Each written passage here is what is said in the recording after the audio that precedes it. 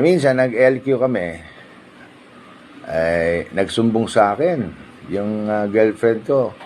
Sabi sa akin na kasi medyo parang umiiyak siya nun eh. Pinagalitan daw siya ni Jose Manalo. Ang sabing ganon, bakit ka kumakabit sa may asawa? May asawa na yun. Nako. Hiwalay mo yan si Anjo, may asawa na yan. Di hiwalay na nga ako, di ba? Pero sinabi ni Jose Manalo dun sa babae, hiwalay mo na yan.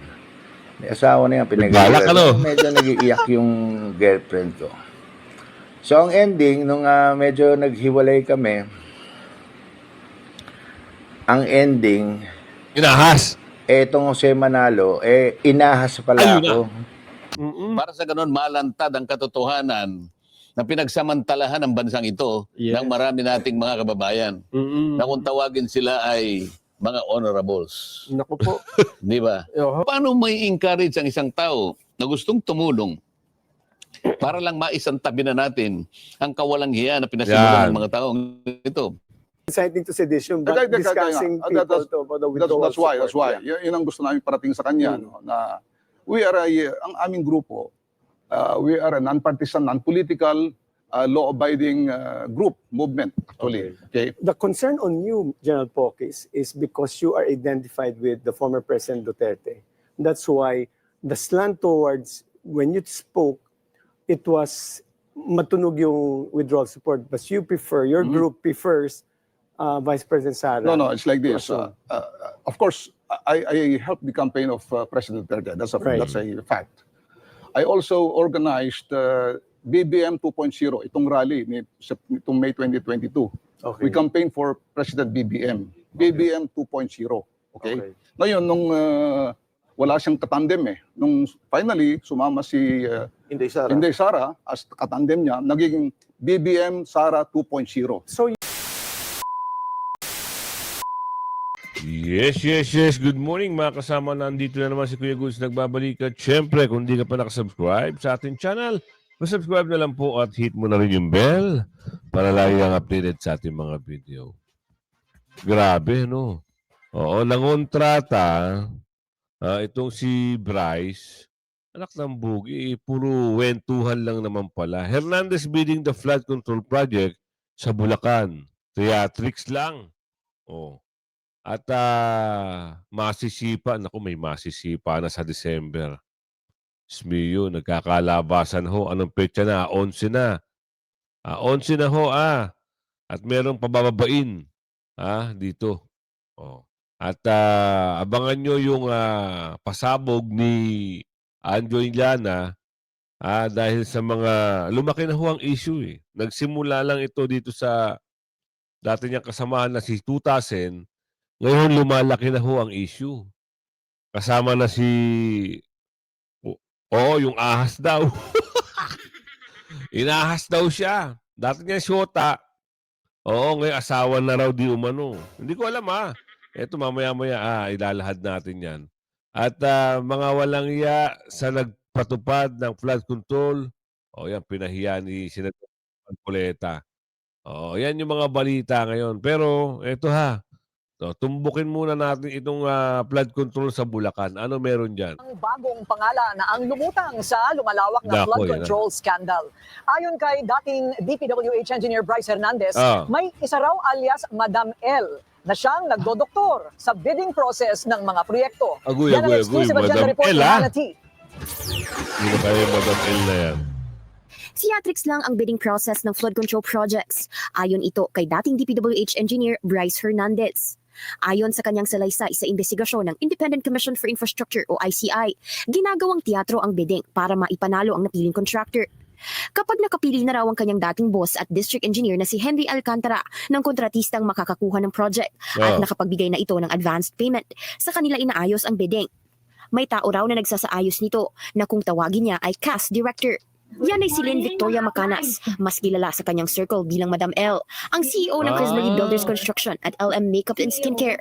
Si Macanas daw ang namimili ng 2 losing bidders na makikilahok sa bidding. Sa bersyon ni Hernandez, magbibigay ang napiling kontratista ng higit kumulang 6% ng project cost bilang SOP. 4% dito ay para sa Bulacan First District Engineering Office para sa umano'y paggaguarantee ng post-qualification at 2% naman nito ay para umano kay Macanas. Halimbawa, Grabe, kung no? 100 Kaya pala million wala ang proyekto, natitira. nasa higit kumulang 2 million ang para kay Macanas. Sa kanyang pagharap sa Senado noon, sinabi na rin ni Hernandez na lahat ng projects ng kanilang opisina ang hindi na nasunod sa original plan, mapabuilding man, kalsada at maging classrooms dahil may mga obligasyon daw na kailangang bayaran. Bryce, sinasabi mo lahat ng proyekto ninyo substandard? Opo, Your Honor, kasi lahat po ito may obligasyon na kailangan itago. Lahat, as in hindi lang flood control. Opo, Your Honor. Hindi po namimit ko ano po yung eksaktong nasa plano, Your Honor. So may plano ang DPWH, merong budget yan, pero dahil yung budget pinaghati-hatian ninyo, sa dulo, walang project na maayos na dumaan sa inyo. Wala po. Yan ang testimony mo ngayon. Opo, Your Sa opisina po namin, Your Honor. Kasama rin si Macanas sa listahan ng Department of Justice ng mga individual na posibleng makasuhan kaugnay ng umano'y anomalya sa flood control project. Nako, may bago na naman palang pangalan ng lilitaw. Yari na naman sila dito kay Senador Marcoleta. Oo. Sigurado, for sure. Ha? Kaso nga lang, hindi natin alam, pagdating ng November 14, kung sino naman ang hawak ng Blue Ribbon, doon tayo matakot. Baka mamaya, kasi nawawala na ho yung issue na kung sino yung pinagdadala ng mali-malitang pera. Wala na, unti-unti na hong nawawala. Napapansin nyo? Iba na ho ang nagiging balita ngayon. Maari mo bang sabihin pa kung ano ang nararamdaman mo? Ang nababalita ngayon, ito na mga pasabog ng mga kabit-kabit. Yun lang. Ano mahirap ngayon, di ba? Hindi na natin natututukan itong mga issue, sa pinagdadala ng mali-malitang pera. Medyo okay na yung ilong natin, Nakahinga na tayo, hindi na tayo ngongo. Kasi pag nakakasingot ng alanganing amoy, talagang maiba tayo. At dito tayo pumasok, masisipa sa December. Sana lang masipa na. Kasi gustong-gusto na ng taong bayan na may mapanagot. Oo. Hindi yung mga ganto-ganto lang na kwentuhan, kunyari hearing, kunyari papatawag, pero hanggang ngayon wala. Lumipas na ang ilang buwan, 4 na buwan na ata, o mag-iisang taon na issue na yan. Wala pa rin na papatawag ng malaking isda. Pero dito, sa balitang ito, sabi ni Atty. Salpanielo, sa title Marcos masisipa sa December. President Marcos pinayuhan na kumilos na. Yun ang title. Abangan natin ano ito. Pwede. Talagang galit ang tao, kaya kailangan gumalaw sila. Otherwise, gaya na sinabi ko, pag hindi po kayo gumalaw, Mr. President, believe me, there will be a regime change. In whatever form it will take, there will be. If you do not do your thing as President, listen to your closest friend. Alam mo na yung pinakamalapit ng kaibigan. 2 weeks ago, pinagsabihan siya. Pinagpayuhan siya. Kababata niya, kaibigan niya, confident niya. Sabi niya, Bongit, gawin mo ang dapat mong gawin bilang presidente ng bansa. Kasi pag hindi ka gumalaw, baka sa Disyembre, wala ka na sa bansa. Agoy. Yan ang the best. This friend of his so concerned. He knows what is happening on the ground. Alam niya, nararamdaman niya ang galit ng taong bayan. Kaya, concerned siya sa kanyang kaibigan. Gawin mo na. Diba, sinabi ko na nga, investigation. Tapos na yung investigation, alam na natin kung sino. Ang problema, hindi, hanggang ngayon wala kayong pinapayang na kaso. Ayun, tama. Ayaw yung kasi lang, saldi ko. Ayaw yung tawagin si Martin Romualdez. Madali sabi, you're covering up for them. Kaya lalo nagagalit ang tao. Kaya useless lahat yung mga nakikita natin investigation. Cover up lahat yan. Alos totoo naman yung sinasabi rito Diba? Ano mo, the last few days, kasi, pumanaw yung aking kapatid na si Dolores Nelo Rimonte. Kaya ilang araw kami nandun sa St. Peter Chapel. Kaya nandun lang kami. At gusto kong pasalamatan sana, Hana, yung mga na kiramay, padala ng maraming bulaklak at ng kung ano-ano pa.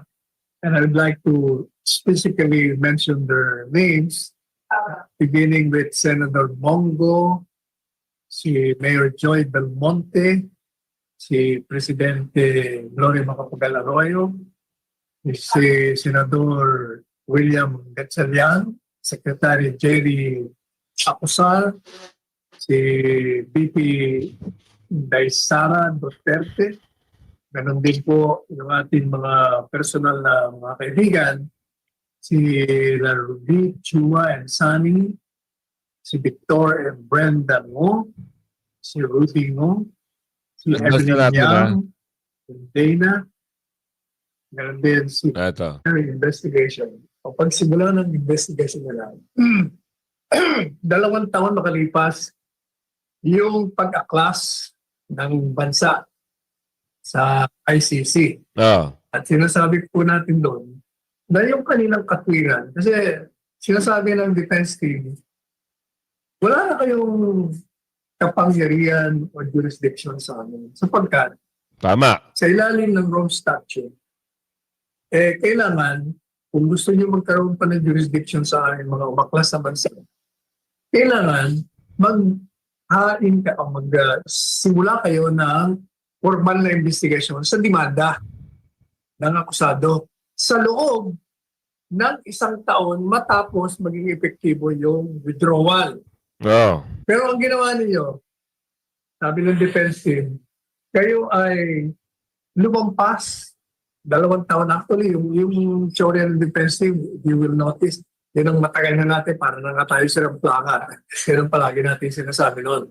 So, yun ang sinasabi nila. Sabi naman ng ICC, hindi. Kasi nagsimula kami bago pa kayo umaklas. Nag-imbestiga na kami. Kung matatandaan mo, nagkaroon pa ng ng palitan ng mga naratibo sa pagitan ng gobyerno at ng ICC. Kasi nung pumasok sila, di ba, nagkaroon ng mga submission na demanda. Pagkatapos, pumasok na ICC. At ang gobyerno noon, sabi ni Presidente Duterte, following the position of the former president in the previous administration, walang jurisdiction. Kasi, malinaw na malinaw, walang jurisdiction. Nasasabi nga dito eh. Di ba? Walang-wala. Tapos meron sa yung amba-amba na huhulihin si Senador Bato. Panakot nyo na naman. Subukan nyo. Subukan nyo ulit. Gawin nyo ulit sa taong bayan yung ginawa nyo kay Tatay Digong. Pakita nyo ulit sa taong bayan. Sino naman gagamitin nyo? Na isang general na naman. Hindi nyo na mauulit yan. Posible na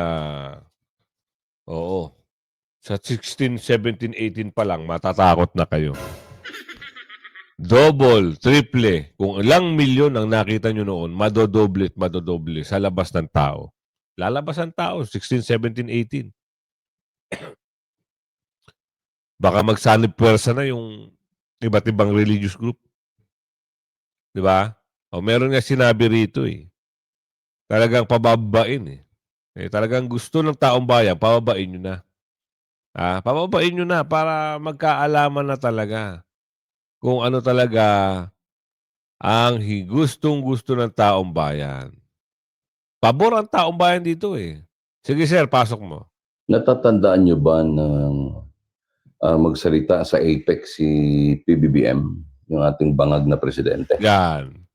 Di ba nag-invite ito ng mga foreign investors na para mamuhunan dito sa Pilipinas.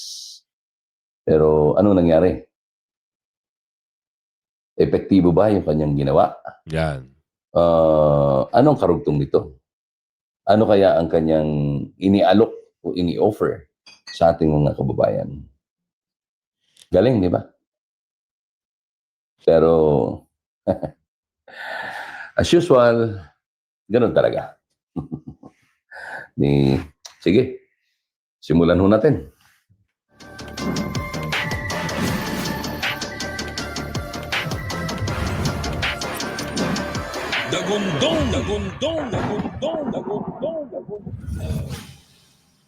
Kamakailan ay humarap sa mundo si Pangulong Marcos.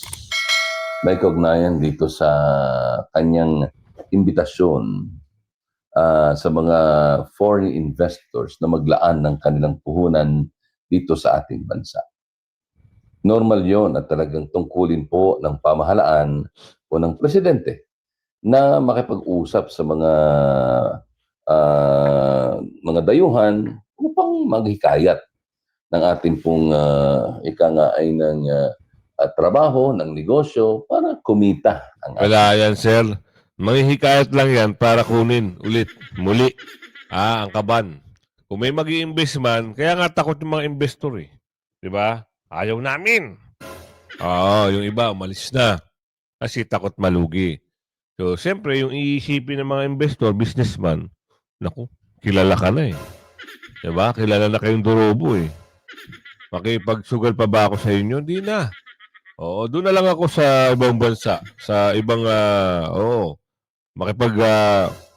makipag-deal kaysa dito sa Pilipinas. Eh alam naman nila bagsak ang ekonomiya. Sa tingin nyo. Kung ako ang negosyante at alam ko na ganyan na nangyayari, hindi na talaga. Wala nang mangyayari kasi isipin nila nakakawin lang lahat eh.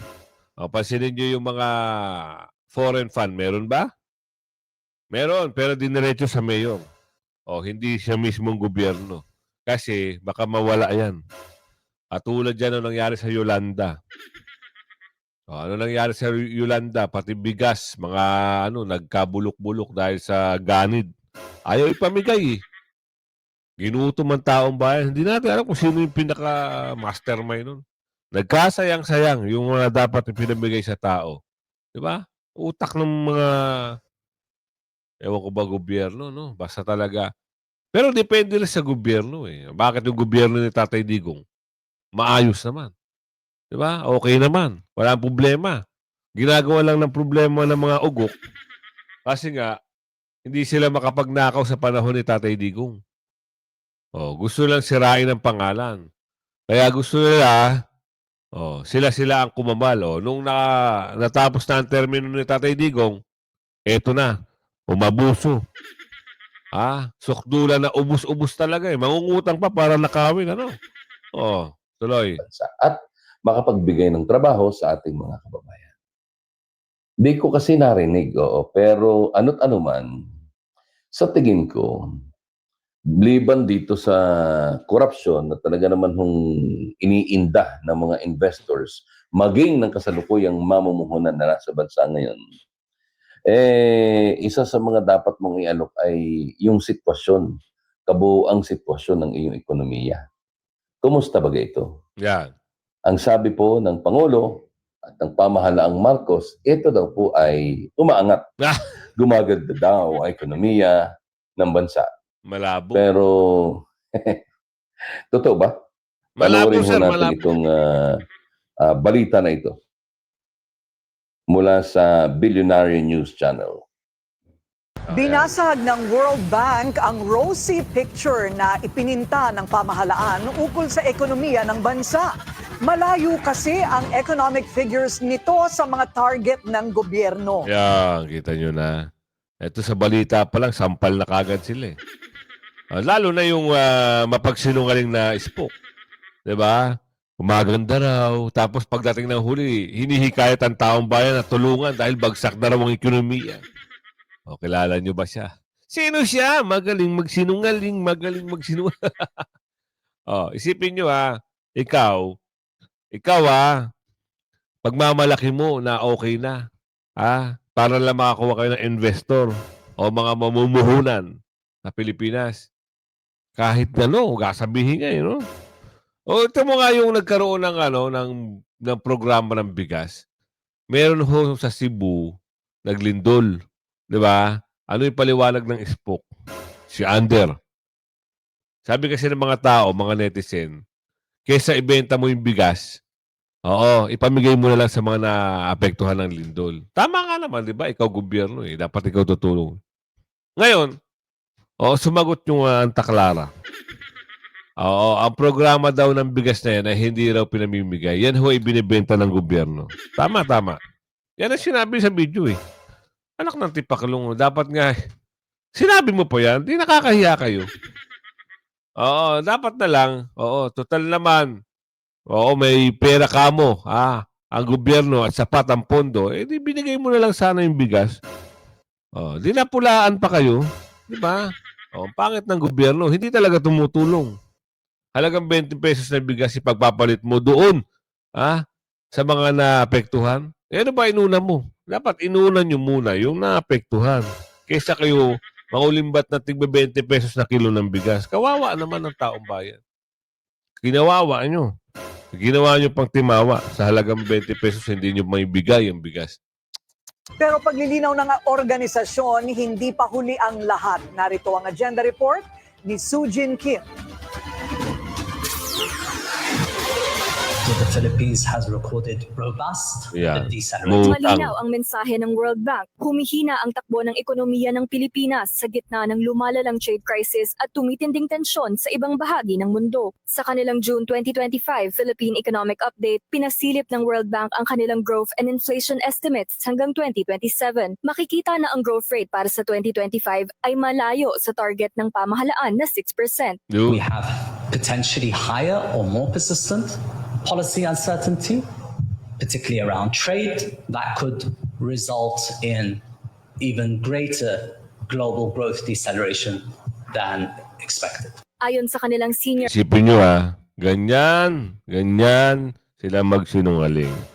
Nagsalita na ang international, ano ba to? Parang, ano ba to? News anchor din ba to yung lalaki kanina? Hindi ko sure Pero, sampal ito doon sa mga mapagsinungaling na gumaganda raw ang ekonomiya ng bansa at marami raw investor na pumapasok. Ngayon yung sabihin sa taong bayan. Oo, hindi ho kayo paniniwalaan. Diba? Ito mapunta tayo sa issue kasi patok na patok ito eh. Anak ng tipaklong, nagsimula ito doon sa tuta ni Balulong at napunta na ito doon sa mga kabit-kabit. Ay, akmantakin nyo, meron nga nabalita eh. Nabalita ho Ito pa lang si Tutasin, merong Oo. Isang bata. Batang-bata. Ngayon, mapunta naman tayo doon sa kasi, expose na eh. Kasi binibiran na rin si Anjo eh. Si Anjo, inatake ng mga troll farm ni Tutasin, at ni Balulong, di umano. Hindi naglalabas na. Nag-i-expose na ngayon. Ano ba yan, Kuya Goods? Ito ho. Pakita natin to para maliwanag tayo Ito. May gusto siya sa akin kasi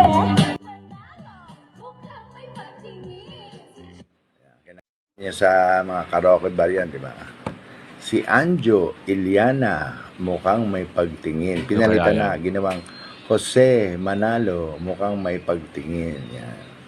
Malamang ang nag-idea niyan, si Jose na rin eh. Dahil sasabihin ko na sa inyo, isa sa pinakamasamang ugali dyan sa Itbulaga, si Jose Manalo. Uy. Pag wala si Bossing dyan, napakayabang niyang taong yan. Ilang beses ko nang gusto sapakin yan eh. Naku. Siyempre, nagtatrabaho tayo. Cool. Napakayabang. Tsaka may atraso sa akin yan. Naku. Yung si Jose Manalo. Ito na, for the first time, at aminin ko sa inyo, nung ako po ay hiwalay sa aking asawa, nagkaroon po ako ng girlfriend at minahal ko naman siya. Sa katunayan nag-live-in kami ng almost 1 year. Naku. Hindi naman maiwasan na nagkatampuhan, yan. Nagkakaroon kayo ng LQ. Yung girlfriend kong yan ay dancer ng Itbulaga. Kasi gusto ko yung mababait, gusto ko yung hindi mayaman, gusto ko yung masipag. Yan naging girlfriend ko yan. Mamaya i-reveal ko yung pangalan.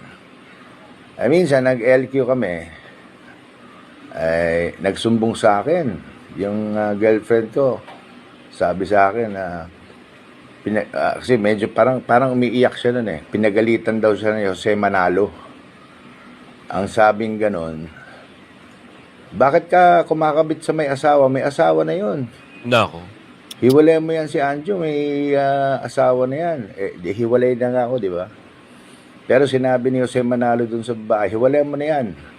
May asawa na yan. Nagbalak, ano? Medyo nag-iiyak yung girlfriend ko. So, ang ending, nung medyo naghiwalay kami, ang ending, inahas. Etong Jose Manalo, inahas pala ako. Kaya pala Ahas niya pala ginawa yun. Oo. Ngayon, asawa na niya. Si Mergin Maranan. Yan. Girlfriend ko yan, 1 taon. Ano kami niyan, okay kami niyan. Wala kaming problema masyado niyan. Ang ano ko lang, ahas talaga tong Jose Manalong to eh. Biro mo, nagkakaso na sila nung asawa niya dati. Naalala niyo yun, sila mag-asawa, nagbenta ng bangin. Sumalangit na yung kanyang asawa. Alam ko, pumanaw na yun. Pero naalala nyo, may kaso yan. Iiyak-iyak pa yan si Jose Manalo nun dahil may iyak yan eh. Kasi kukulong na siya. Di ba? Mag-asawa, nagbenta ng bangin. Bangin. Walang lupa, bangin. Yan. May kaso yan nun eh. Hagilapin nyo nilang yung mga kaso niyan. Kaya yan si Jose Manalo, napakawalang yan tao yan dyan. Isa yan sa sindikato na laging bumubulong kung sinong sisiraan at sinong tatanggalin. At ako, malamang tinirabaho niya na siniraan ako ng siniraan. Bakit? Malamang! Siyempre, di hamak naman na mas may itsura naman ako kaysa sa kanya. Oh. Sa kanta lang eh, si Anjo, Iliana, mukhang may pagtingin. Pinalitan. Malamang idea niya yan. Si Jose Manalo, mukhang may, ang layo, di ba? Ang pangit. Kasing pangit ng ano niya, ugali, tsaka ng... Meron na ho lumalabas na ganitong issue ha. Kaya sumaybay lang tayo. Tsaka, napapansin ko, boss, amo, mahina ang recommendation nyo ngayon ha. Mukhang napapahiya ako sa mga subscribers ko ha. Hindi raw lumalabas sa notification sa kanila sa 300,000 mahigit. Bakit nangyari? Ano nangyari, boss? Amo? Sipag-sipagan natin. Oo. At masipag tayo mag-upload. Alam mo naman yan. At mga walang hiya sa nagpatupad ng flood control. Naku, sino kaya ito, ha? Alamin natin yan. Para ano ba tawag doon? Masampal na katotohanan itong mga durobo. Senator Marcoleta, birahi. Tayo nasadlak sa ganitong kalagayan dahil sa kawalang hiyaan na ginawa. Yan. May kinalaman sa pagpapatupad ng mga flood control projects. Ako, totoo po yan. Pero palagi ko, ewan ko, ang taong bayan, mulat na eh. Kahit ano pang gawin mo, yung palang iniisip mo palang na pagtakpan, lalong-lalo na kung nakikita na nila yung paraan para pagtakpan. Lalo mo lang gagalitin ng tao eh. Totoo po yan. Ang problema, Sen, ay kahit anong pilit na gawin na ilayo dun sa flood control ang issue, tama, ay mukhang mismong ang katalagahan, ang kalikasan. Nature na po ang gumagawa ng paraan para ipakita. Ito ang problema, Ayan, nasa kitang-kita natin. Aring buhay niya, buhay ng pamilya. Kaya ilalagay mo siya sa Witness Protection Program. Ayun. Marami namang nakialam. Ang dami namang nagpasikat. Ganun ang nangyari. Ito yung isa sa paglilihis. Ngayon, na kinikilala ng ICI, ganun pala, kaimportante na magkaroon ka ng whistleblower. Dating ng maraming kalamidad. Yes. Pangunahin na yung mga bagyong malalakas na yan. Para sa ganun, malantad ang katotohanan na pinagsamantalahan ng bansang ito ng marami nating mga kababayan. Na kung tawagin sila ay mga honorables. Naku po. Di ba? Paano may encourage ang isang tao na gustong tumulong para lang maisantabi na natin ang kawalang hiya na pinasimulan ng mga taong ito? Yung kinakasangkapan ng gobyerno at voluntaryo na nga silang lumalabas, sila pa inuusig mo. Tuloy lang natin 33 doon ay galing sa Negros Island region. Alam mo, Nelson, hindi naman sa dami ng namatay. Kahit isa lang ang namatay, buhay din yun eh. Tama. Sapagkat napaka-importante ng buhay lahat sana ng paraan ay nagagawa para hindi lamang proteksyonan. Kung nandyan na, ay mailigtas man lang. Hindi ba? Totoo po yun. At sa aerial inspection po ng Office of Civil Defense, ay nakita ho talaga, ayan, no? Yung epekto ng bagyo, Sen, no? Maraming bahay po ang nawasak, nasira eh. Totoo naman. Halos talagang ilang persyento ng Cebu ang nasalanta ng baha na yan. Kita nyo, back to back, no? Lindol, baha, tapos ang tulong. Parang pinagdadamot nila. Kaya ito pakinggan natin lumabas na rin si Congressman Mike at isang general sa usapin ng November 16 rally. Tama ba? Alamin natin yan. Mas maganda, sila ang magpapaliwanag sa atin. Ano ba ang pwedeng mangyari dito sa November, November 16 rally na ito? Pasok. That's from the severe effects of Uwan. Yes, Atty. Actually, Sek, nakita ko, Sierra Madre daw from signal number 5, it went down to signal number 4. And natutuwa naman ako kasi I get the reports, for example, in La Union, and I'd like to congratulate the LGU there. About 400 families, inayos na nila in anticipation.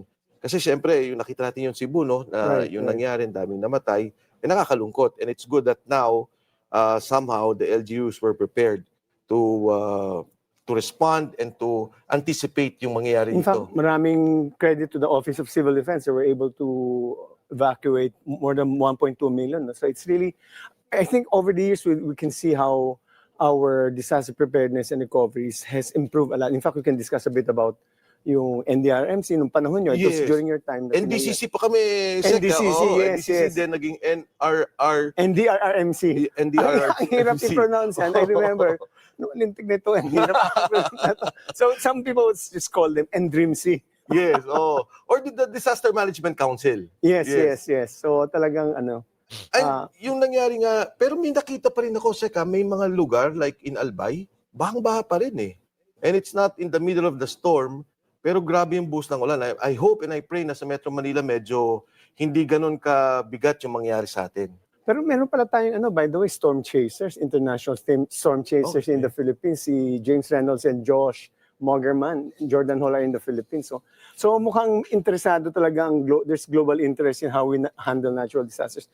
We are really parang we are in the center of pagbagyo. We are the most visited. So because Sek, yung ating bansa nakatapat tayo sa Pacific. Right. So doon talaga pumapasok yung bagyo, and so most of the eastern parts like Bicol, yan ngayon yung pinasok Aurora, Isabela, so on the eastern border, the seaboard, Quezon areas, ito talaga yung mga tinatamaan eh. And then we are able to spare like Hong Kong and China, di ba? Parang the effects, no? But it's really interesting that we have two storm chasers who have witnessed Typhoon Yolanda. Interesting. Kasi iba yung storm chasers nang napapanood natin eh. Yung Twister, maliit lang yun eh. Maliliit, oo. Typhoons and hurricanes are thousands of kilometers in diameter eh. Ang tornado, hundreds of meters ang lapad. Tsaka usually hangin lang siya, di ba? Yes. Dito ngayon may tubig. And they develop over land, ang tornadoes. Yes, Ang typhoons and hurricanes, they develop over warm seas. That's why pag pumapasok na ng land, at ay punuan pa lang usapin dito. At also,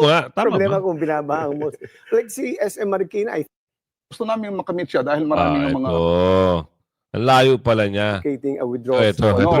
Ang kwento, and I'll tell you frankly, the bus there outside there were two, you were advocating a withdrawal support. And the AFP were against it because primarily, and this is the discussion, there are two kinds. A withdrawal support and a revolutionary government. No, walang ganon. Okay, on the part of, and it was very widely discussed among the political class that you advocated for withdrawal support. No. So that when following a withdrawal support, like what we did kay GMA. KGMA, yes. That the vice president assumes the office. And the generals or the people that you spoke to allegedly refused because she was pro-China. And the orientation of the AFP was fundamentally Western. And the interoperability and all the training are fundamentally Western and primarily American. Okay. General Paul, can you give us what Yes, actually transpired actually, during the discussion? pumunta kami doon. We actually seek the meeting with him. Sino Kasama- hong mga kasama niya yan? mga retired generals Okay. with the United People's Initiative. Can you name some of them? Of course, kasama dyan si General Kita and General some Kita, others. Yun, General naalala ko Pocky, si General Kita. Admiral Suarez. Admiral Suarez, okay. Some others, okay. Now, gusto namin makamit siya dahil maraming ang mga fake news, mga disinformation na itong grupo daw namin ay nanggugulo. Okay. Not ng Google, because not to be inciting to sedition, but discussing people about the withdrawal That's why. support. Yeah. Yun ang gusto namin parating sa kanya. No, na we are ang aming grupo, we are a non-partisan, non-political, law-abiding group, movement, actually. Okay. The concern on you, General Pockis, is because you are identified with the former President Duterte. That's why the slant towards, when you spoke, it was matunog yung withdrawal support, but you prefer, your group prefers Vice President Sara. No, it's like this. Of course, I helped the campaign of President Duterte. That's a fact. I also organized BBM 2.0, itong rally itong May 2022. Okay. We campaigned for President BBM. BBM 2.0. Okay? Ngayon, nung wala siyang katandem nung finally, sumama si Inday Sara. Inday Sara as katandem niya, naging BBM Sara 2.0. So ang grip namin. ang manok nyo noong 2022 was really BBM, BBM. yes. At that point, wala pa si Wala pa si Inday BP, Sara, oo. hindi pa siya nag-ano. Okay. Okay. So BBM sa Okay. 2.0 So, muna. kausap niyo po si General Bronner. Ano pong sinabi niyo? Hindi, yung in-explain namin, we are not So you were aware of the rumors going Yes, on. yes. That's why you need to speak to Yes. Correct. General Bronner. Ngayon, ang pinahiwatig namin sa kanya, sabi namin, we are representing the people, ipinapahiwatig namin yung sentimiento ng mga tao dito sa matinding corruption na ito. At yung merong general kasi doon, na Southern Luzon na nagpa-press release na okay, sumasama sila sa nakikiramdam sila, nararamdaman nila yung hinaing ng mga tao, parang ganon. Anong sagot ni General Bronner? Ang sinabi ko lang doon na tinitwist nila na hinihikayat ko raw siya na mag-kudita o mag-withdraw support. Ay sinasabi ko lang, Grabe baka talaga. naman yung armed forces, No, when you were faced with him and then you explained that, General, sabi mo, hindi kami nanggugulo, may mga reklamo kami lihitimo. yeah. Ano pong sagot niya sa inyo? Hindi, nakikinig lang siya.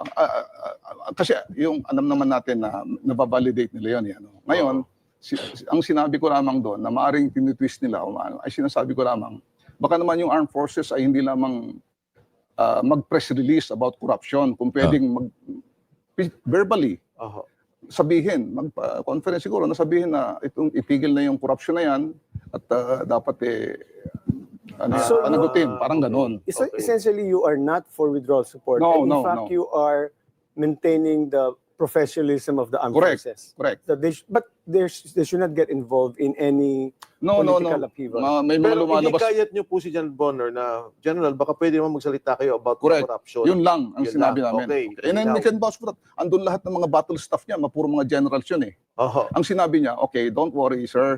Mga seniors kami sa kanya, although we are retired. Correct. Sabi niya, nararamdaman namin, naririnig namin ang hinaing ng tao. Sabi niya, hindi kami bingi, hindi kami pipi, hindi kami bulag. Yun sinabi niya. Teka, General Pockis, baka mamaya ma-deny na naman tayo. Totoong yan, ha? In front of General, you were with General... No, kaming mga we don't talk straight lang yan. Kaya Wala po. we don't do... Meron siyang battle staff, pero kayong dalawang kasama. Hindi, kami, 7 yata kami. Pito We're kayo. 7. So, all of them heard what Yes, General yes. Bronner said. So, ang saktong sinabi niya, naririnig namin at nararamdaman namin ang hinaing at taong bayan. Ibig sabihin, Okay, kaysa na si General Bronner, tama ba? Abangan natin yan. Ayan ang susubaybayan natin, ha? Kaya kung umabot ka sa video natin ito, ha? Pakilike and share, ha? Hanggang sa muli, bye-bye!